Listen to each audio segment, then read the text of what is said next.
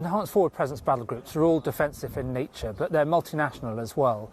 So we spend our time making sure that we work together collectively as a battle group with the UK, French and Estonian and Danish contingents to make sure that we are as comprehensive and as coherent as a battle group as possible, to make sure that we are ready to respond to any adversary that would threatens either Estonia or the wider NATO area.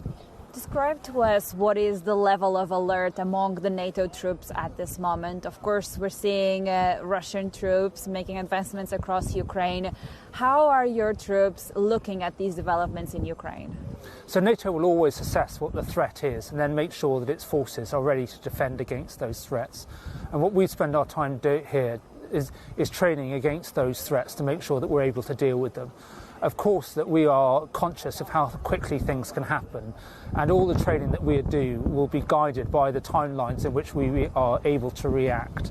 And so our forces spend a lot of time training in those sort of environments and making sure that we can be at the right place at the right time to defend either Estonia or the wider Baltics or the wider NATO region.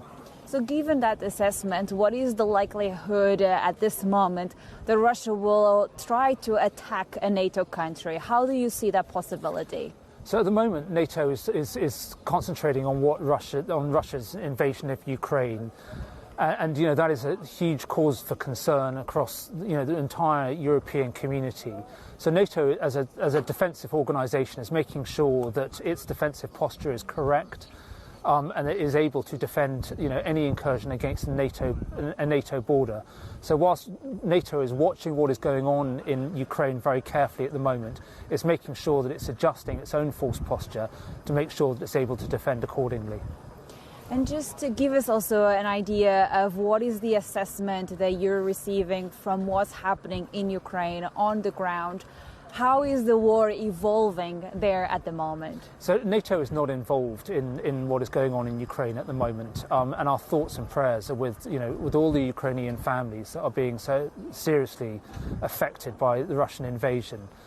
But what we are doing is making sure that NATO adjusts its own force posture and its own defensive laydown to make sure that it is properly prepared should there be any aggression against a NATO member state.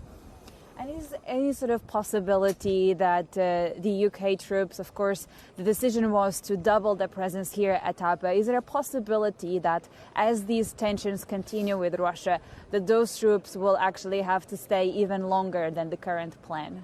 So I think, the UK, as with all NATO member states, constantly reviews, what forces it has around the region.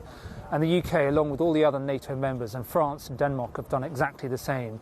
You will adjust accordingly. And at the moment, the UK has doubled its troop numbers, and we've put a second battle group into Estonia. And we will keep that constantly under review to make sure that, our forces are right for purpose.